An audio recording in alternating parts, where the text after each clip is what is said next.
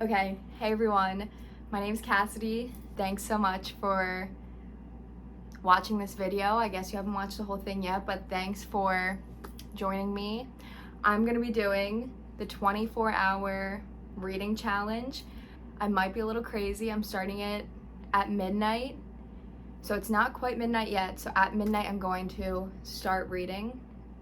And I'm not gonna do it where you start the clock when you're reading and then stop it when you stop reading and then start it and stop, because that's a lot. It's already 24 hours and I'm starting it at midnight, so I've already been up for like 12 hours, so this could be a terrible idea, but we'll see. But yeah, so I'm going to just vlog it and vlog the whole 24 hours. I got this idea originally from Drinking by My Shelf. Love her videos, and I've watched her do them, and then I started watching other people do them, and I've loved Book Talk for so long. I watch Steph Bohr all the time. I love her videos. And Noelle, love her. So yeah, I was like, I can do that because I love reading. I read all the time. And yeah, I'm also waiting to start a new job right now, so I have like nothing to do. So I was like, why not read for 24 hours? So come along on this journey with me. I hate that I just did that, but it's fine. I'm not sure what book I want to start with. I'm actually reading A Court of Mist and Fury right now, and I'm loving it. I only have like that much left, so I kind of want to finish this first, and then I also have the next book in the series, which is A Court of Wings and Fury. No. Bruh. A Court of Wings and Ruin. Mix the two books together. But it's like 700 pages, and I feel like, I mean, I definitely want to read it, and I'm going to read it, but for this purpose, I want to kind of see how many books I can get through. So I don't think I want to read this fat book, because if I read that book, I would be reading only that book. So I have some other options. So actually, I guess we can wait till it gets to midnight and then we can decide. All right. So see you soon. Okay, it's midnight. I don't have a watch. Mine broke. So you're gonna have to trust me, but it is midnight, which means it's time to start. That's what it means, really. So starting with this one first. Yay.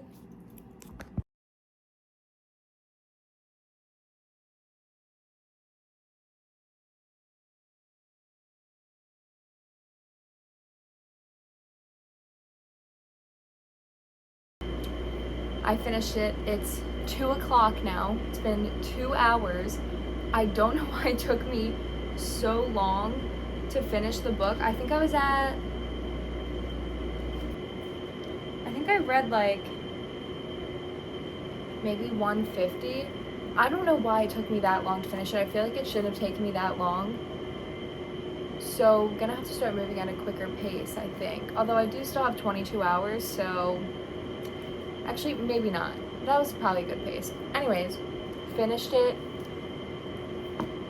So good. So much better than the first book. I mean, the first book is A Court of Thorns and Roses. Really good, a little bit strange. It's basically, if you don't know what it is, it's by Sarah J. Maas, and she writes a lot of fantasy series. And this one is fantasy, but also like heavy romance, which, if you know me, you know I love romance. That's primarily what I read, and like thrillers, but a lot of romance. And I'm not usually a fantasy person, but something about this, I love it so much, and I've had so many people tell me how good this series is. Someone opened the door. The first book seemed to me like Beauty and the Beast retelling, which like had me a little bit nervous when I first realized that, because I was like, oh no, is this gonna be like Stockholm Syndrome? Because not about that, not about reading about that. But it honestly didn't feel like that once I started reading it. But okay, so picture that there's like human realm and then like magical, mystical beast, fae things in another section. Some romance, killing,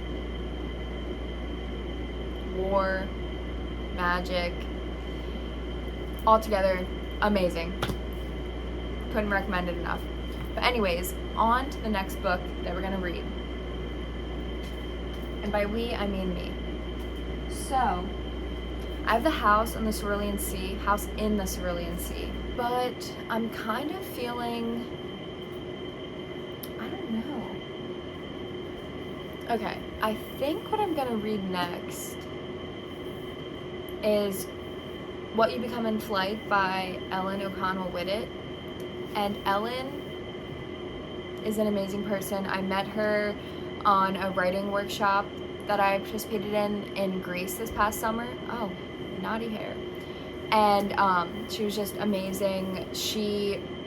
I got to hear her read some of her like book that she actually finished in Greece, but that's a fiction book and this is nonfiction. It's her memoir, but it was so good. This book follows her ballet career and the kind of the effects that ballet had on her, but also I think she suffered from an injury and how that affected her. But I think I'm feeling this because it is like kind of thin and I feel like I can get through it quick. Not quick, because obviously I'm gonna be like enjoying it, but and I also really want to read it. So I think we're gonna go with this next. So it's like 2 o'clock now. So check back in a little. Maybe I'll give you like a halfway, like what I'm feeling type vibe, like little like recap, and then we'll see how we're feeling. Feeling pretty good so far. I feel like I'm definitely gonna need a coffee within the next couple of hours, but right now, pretty good. So, okay, I just have to share this line with you. This is basically, Ellen starts off talking about when she had her injury and she had fractured her spine, and it was a routine with a partner and he had to catch her. They were rehearsing and she fell. And this line, she's talking about when her parents had to come pick her up after the injury and they were taking her home so that she would be able to recover at home with her parents. And she said, she writes, when they'd ask me where it hurt, I'd point to my back because I couldn't point my finger inside my own hungry heart and say, right here. Ellen. It's beautiful. Anyways, back to reading.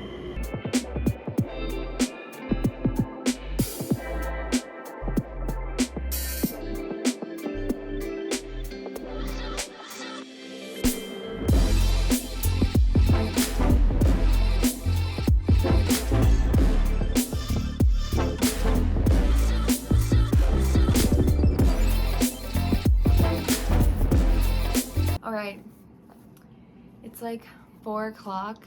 I'm like halfway through. Tiredness setting in, and it's only 4 hours in. Still have 20 hours. That's insane. But this book is just so, it's like the writing is just beautiful. Everything about it. I want to go back and like annotate and highlight because there's so many good quotes, and Ellen's writing is just so good. It like grips you from the first page. You just want to keep reading it, and yeah, it's so good, so good. But yeah, I'm gonna keep reading. I got some chips because I'm hungry, so I'm gonna eat, read some more, and I'll check back in with you. It's 5 o'clock. I feel like I'm tired, but not as tired as I was in the last clip. I could have fallen asleep. I do have some major dark circles under my eyes right now, but we're thriving. We're thriving. I think I'm actually halfway through the book now. I think I lied before, but still so good, and I'll keep you updated. Okay, yay. Finished this book. It's 6:41. Wow. I've almost been doing it for 7 hours. Feels like so much longer. Might be time for another cup of coffee, but this book, amazing. Chef's Kiss, Ellen. Amazing. Beautiful. Read this. So, on to the next book. I think I'm gonna go with The House in the Cerulean Sea. I do kind of want to do a romance, and I have Every Summer After, which has been like pretty popular on TikTok, but my boyfriend picked out the Cerulean Sea book, and I feel like now I kind of have to read that book. But yeah, my brain is like not working right now, so let me get a cup of coffee in me and start this book.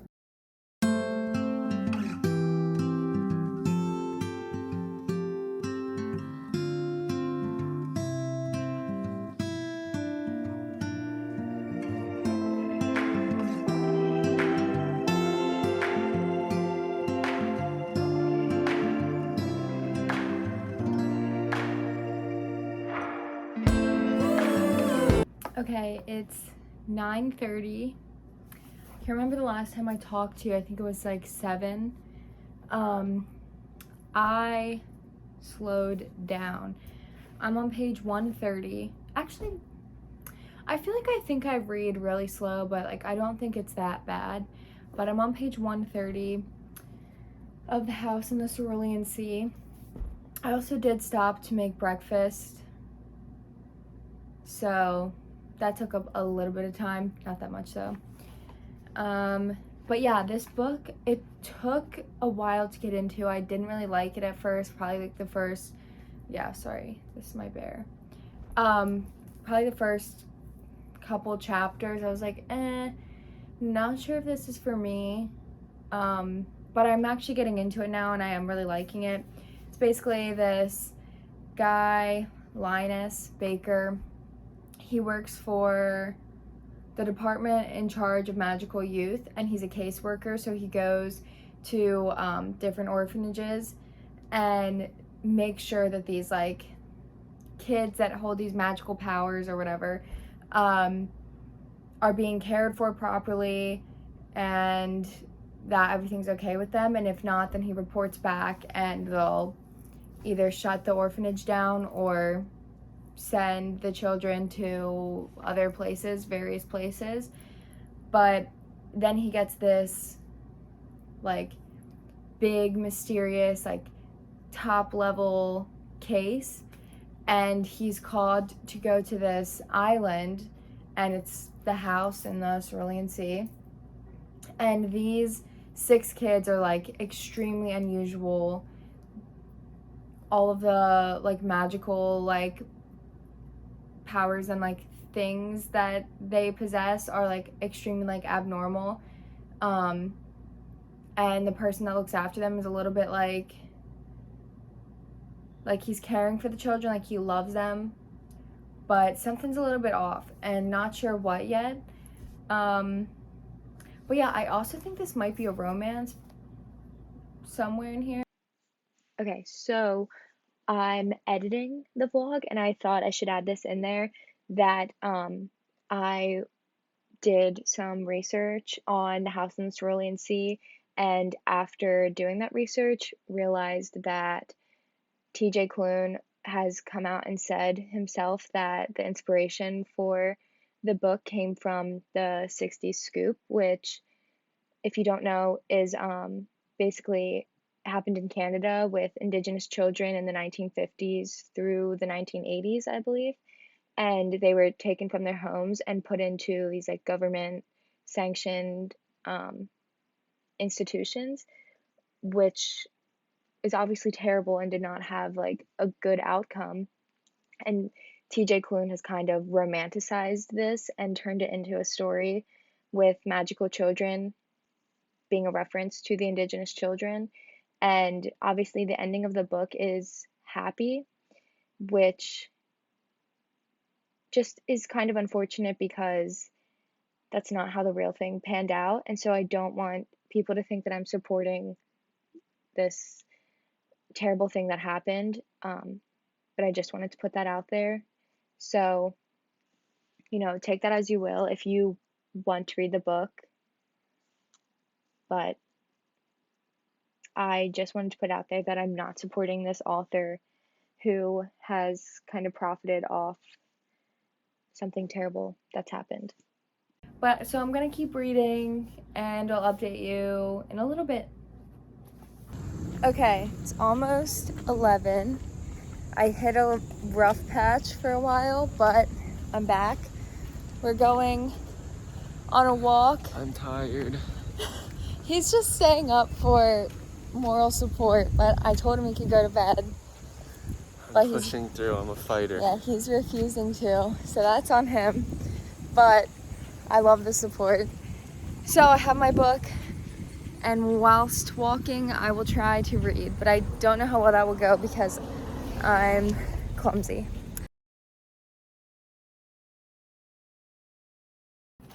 I finally finished The House in the Cerulean Sea. Gonna be honest, this was a rough one for me to get through. I enjoyed it. If I had to rate it, it might be like a 3 out of 5. I think it was good. It was nothing like amazing. Like I thought it was like fun. But overall, it just didn't, it was hard for me to get into. I did start liking it more when I got more into it, but overall it was just kind of like hard for me to like really like lock into and like just, I feel like I was just trudging through it. My brain was also like mush throughout it, and it's like, it's 2:30 right now in the afternoon. So yeah, took me like forever to get through this book, but it was just, I mean, it is like over 300 pages. Yeah, 396, so like 400 pages. That's a decent sized book, and it just felt like I was trudging through it. So I think after this book I need something like lighthearted. I'm going for a romance, going for what I like, what I know I like, and we're gonna do Every Summer After by Carly Fortune. Anyways, I'll read it back to you. 6 summers to fall in love, 1 moment to fall apart, a weekend to get it right. They say you can never go home again, and for Persephone Fraser, ever since she made the biggest mistake of her life a decade ago, that has felt too true.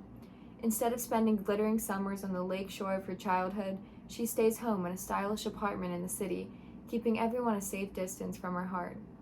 Until she receives the call that sends her racing back to Barry's Bay and into the orbit of Sam Florrick, the man she never thought she'd have to live without.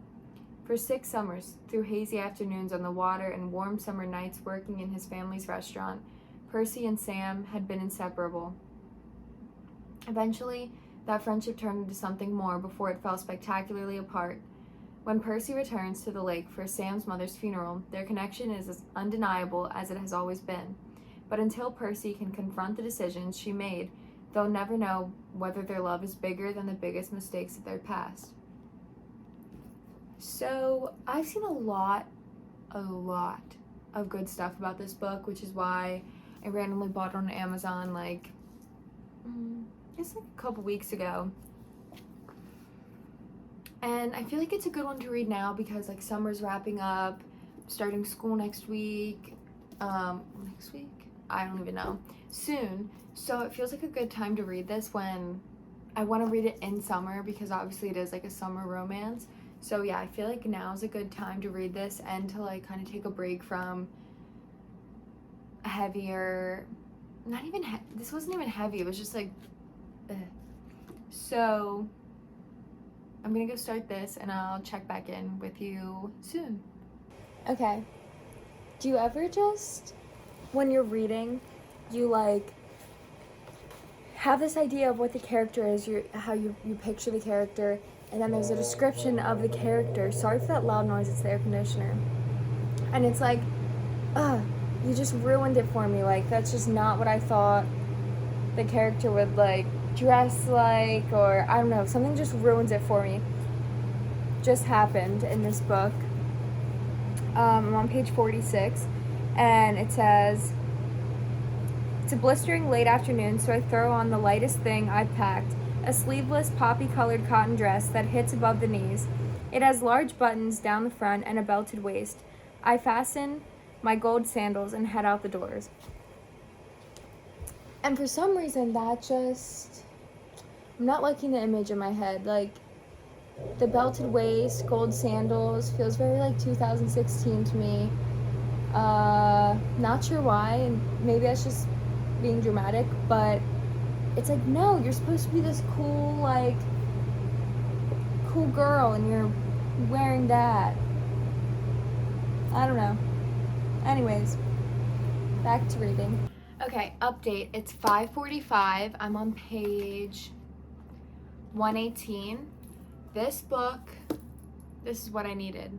This is what I needed. I'm not falling asleep during it. I'm into it. I'm loving the romance.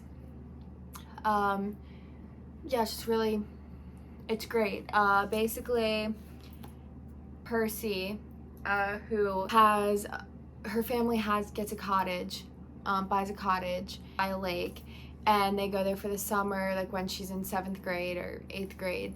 And of course her neighbors are these two boys who, one is the same age as her, one is a little bit older than her.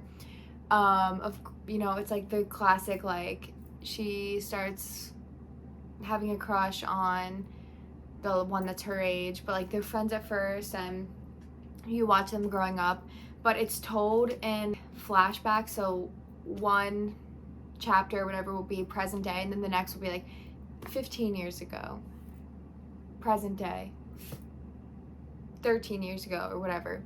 And so I really like that because I feel like it's gonna lead up to what happened to make them like stop talking, because now she goes back to the cottage after 12 years of not talking to this guy, and like you don't know, they just keep referencing that Thanksgiving when everything happened, and then they never talked again, and she never went back to the cottage, so you're not sure what happened. You just know that they haven't talked, and now they're talking again after 12 years. So I think that those different perspectives, like the time, I think that at the end, like, obviously it's gonna be like, and this is what happened on that Thanksgiving. But yeah, it's really good so far, but I feel really gross. Like, I just need to wash my face. I need to change my clothes. I just feel kind of like gross from just laying around and reading. So I'm gonna get a shower and then keep reading, and oh my god, I'll keep updating you.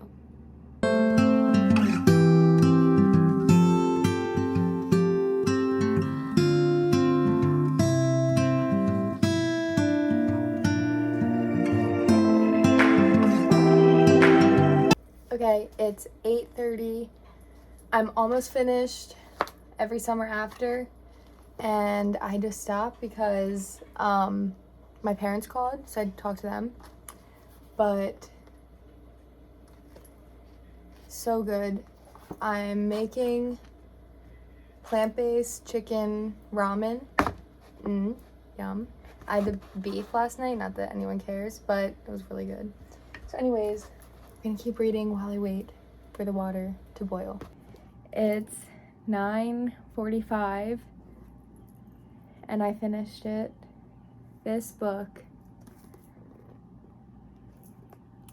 I will say though, it was kind of spicy romance, but it was so good. And also I had to stop because my mom called me.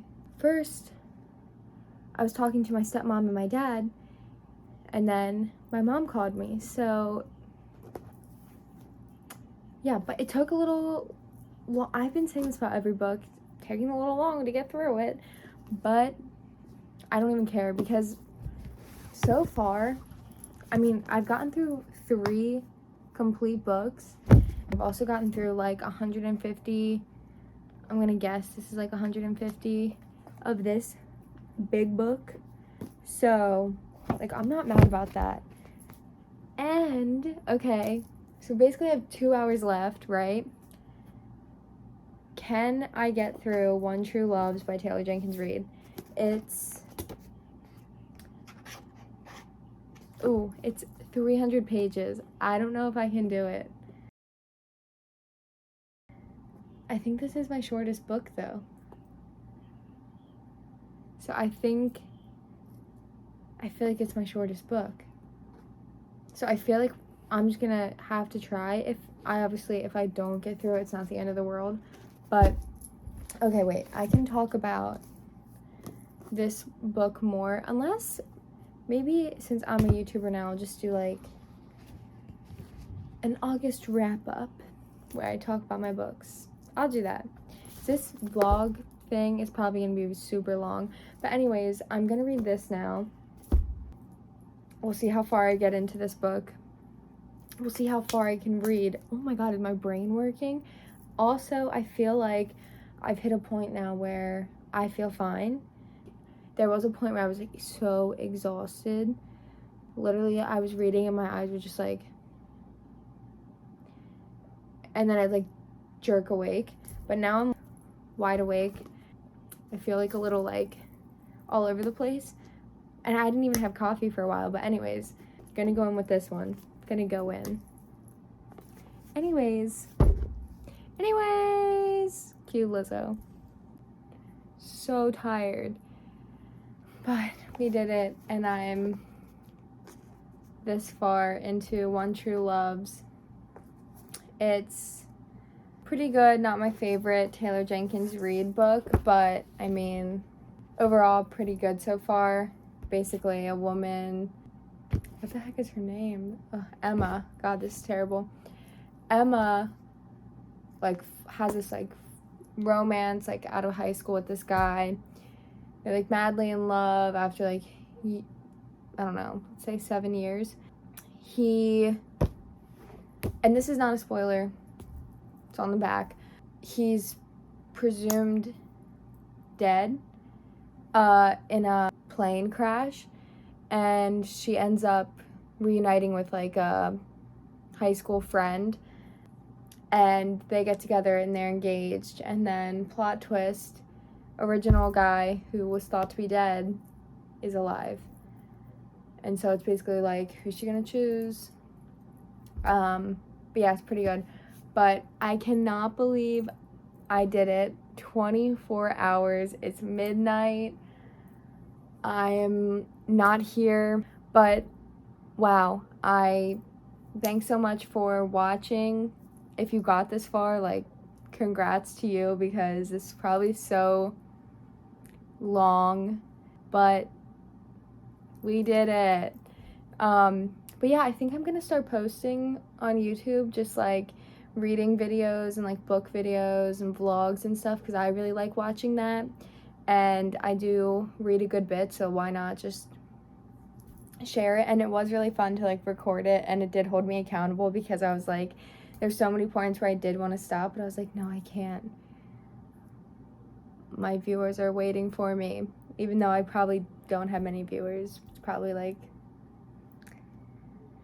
well, I don't need to say that I'm gonna have like 2 viewers. But anyways, thanks so much for watching, and I will probably have another book video. Oh wait, just kidding, wait. These are all of the books that I read, but obviously I didn't finish One True Loves, and obviously I didn't read the whole thing of A Court of Mist and Fury, but like, go off. I don't think I've ever read this many books. No, I have. Okay, forget it. You know what I mean. Anyways, good night.